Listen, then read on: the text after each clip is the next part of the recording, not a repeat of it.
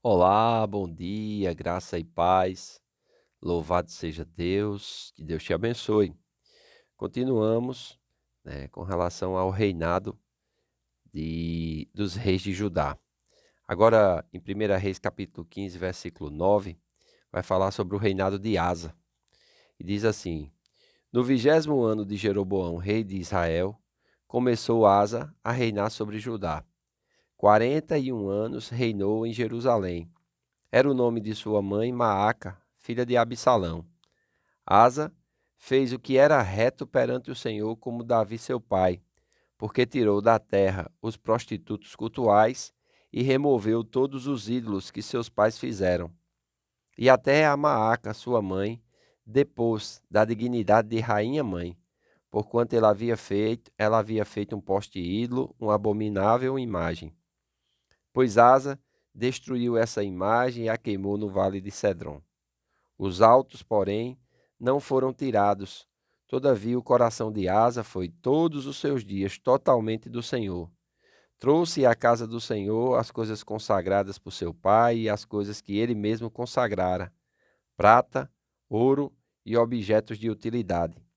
Houve guerra entre Asa e Baasa, rei de Israel, todos os seus dias, porque Baasa, rei de Israel, subiu contra Judá e edificou a Ramá, para que a ninguém fosse permitido sair de junto de Asa, rei de Judá, nem chegar a ele.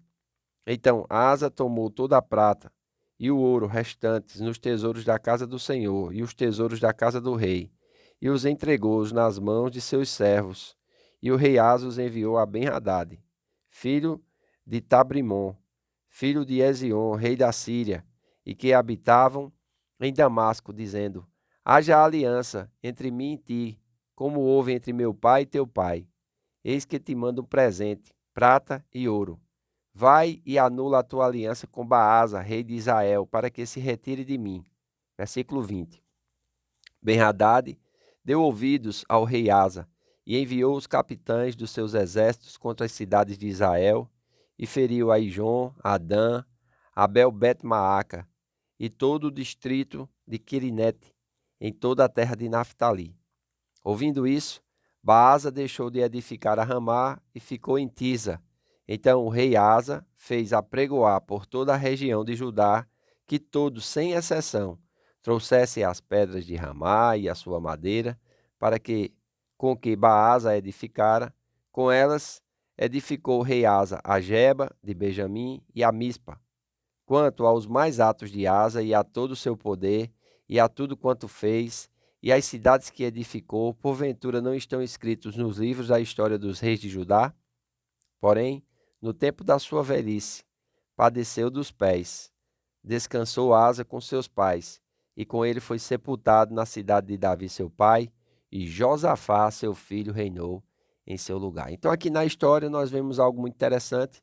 Nós podemos observar também, e se quisermos entender um pouco mais, o reinado de Asa, descrito em 2 Crônicas, capítulo 14, do versículo 1 ao 8, o 15, 16, até o 16, 14. Então nós vamos ver muitas coisas que Asa fez, lendo Crônicas 14 e do 15 até o 16. Amém? É importante nós observarmos aqui que Asa, ele era o bisneto de Salomão, né? Na verdade, ele era filho de Abias, né? Abias era filho de Roboão, Roboão filho de Salomão. Então nós podemos observar aqui que ele reinou 41 anos. Então é interessante que ele vai ver aqui e acompanhar o reinado de muitos reis, né? Nós vamos ver aqui na lista dos reis e vamos observar que foram 19 reis que reinou no Reino do Norte, 20 reis no Reino do Sul. Então, Asa reinou de 910 a 869. E é interessante, né, que ele acompanhou aqui vários reinados, inclusive ainda pegou um pouquinho de Roboão.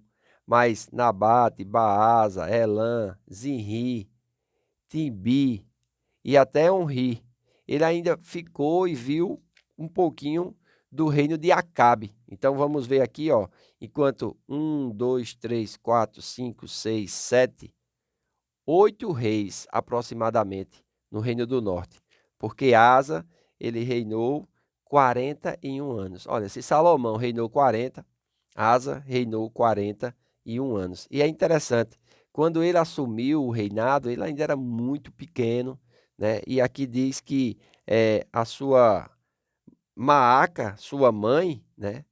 eh, ela foi corregente com ele, ou seja, enquanto ele era pequeno, né? A Bíblia diz que Deus deu paz no tempo de Asa, amém? E essa Maaca, ela reinou juntamente com ela, né? Então vai falar que Asa, o terceiro rei de Judá, foi um agradável contraste. Dos 20 regentes que reinaram no sul, Asa foi o primeiro do reduzido número de 8 bons governantes. Então, ó, de 28 foram bons governantes, 12 foram maus, e Asa foi o primeiro desses 8. Asa foi um reformador e promoveu uma limpeza da idolatria no seu território. Aqui no versículo 12, né, vai dizer porque ele tirou da terra os prostitutos cultuais e removeu todos os ídolos que seus pais fizeram. Então, nós observamos aqui que a idolatria veio com Salomão, né? Por causa dos casamentos que ele fez, e essas esposas trouxeram os seus deuses, os seus postes-ídolos. Asa aqui faz uma, vamos dizer assim, uma limpeza, né, na idolatria. Embora o livro dos reis diga que o coração de Asa foi todos os seus dias totalmente do Senhor, está no versículo 14. Crônicas explica que nos seus últimos dias ele se afastou da sua total lealdade a Deus. Isso contempla lá em 2 Crônicas, capítulo 16. E se você quiser entender um pouco mais, você pode dar uma lidazinha lá, porque não dá tempo da gente explicar tudo aqui. Amém? Então vai mostrar aqui que Asa vai fazer aliança com o rei da Síria, né? E Hanani vai vir naquele tempo e vai repreendê-lo. Por quê? Ao invés de confiar no Senhor, ele confiou no rei da Síria para parar o avanço de Baasa, que era do reino de Israel. Amém? Diz aqui, olha, que ele faz aliança com o rei da Síria, e no versículo 7 de 2 Crônicas 16 diz: Naquele tempo veio Hanani a Asa, rei de Judá, e lhe disse: Porque confiastes no rei da Síria e não confiastes no Senhor, teu Deus, o exército do rei da Síria escapou das tuas mãos. Verso 8. Acaso não foram os etíopes e os líbios grandes exércitos com muitíssimos carros e cavaleiros?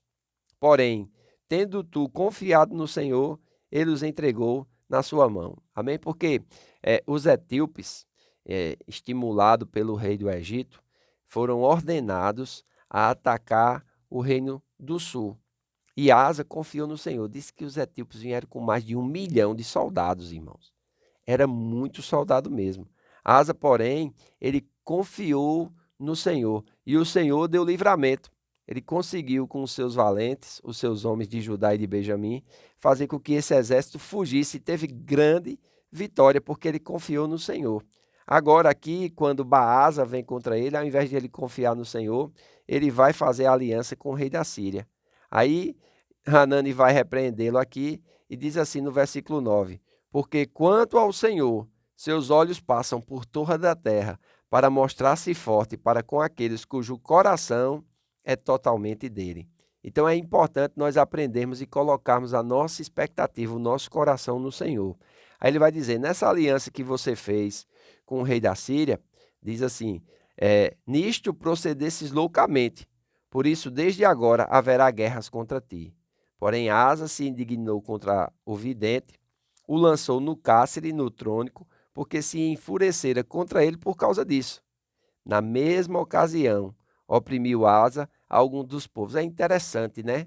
A pessoa faz a coisa errada, Deus envia o homem de Deus para adverti-lo, para corrigi-lo, para que ele alinhe a sua vida. Ele fica com raiva do homem de Deus, o prende, coloca no tronco, e essa ira vai fazer com que ele ainda faça mal a alguns dos povos. Isso não vai dar certo. Ele vai morrer, né.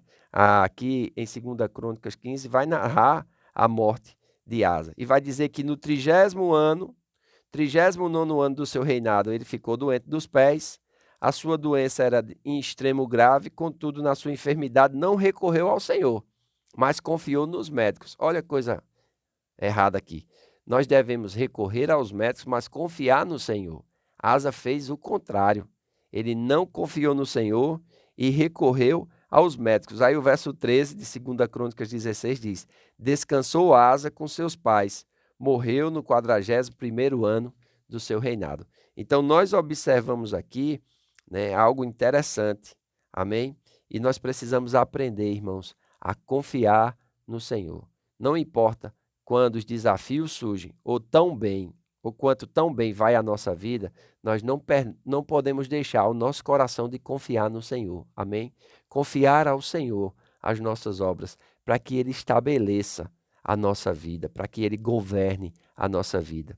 Então, assim, nós aprendemos muito com o rei Asa, e é importante que você leia a Bíblia para que você tenha conhecimento a respeito desses reis. Está sendo poderoso, né? Nós buscarmos conhecer um pouco mais a respeito disso e quantos ensinamentos nós não tiramos para a nossa vida. Hoje à noite eu quero convidar você a estar conosco no nosso culto da família na Casa do Oleiro, a partir das 20 horas. Amém? Será um prazer recebê-los lá na igreja. Faço votos por tua prosperidade e saúde, assim como prospera a tua alma. Que Deus te abençoe e até amanhã.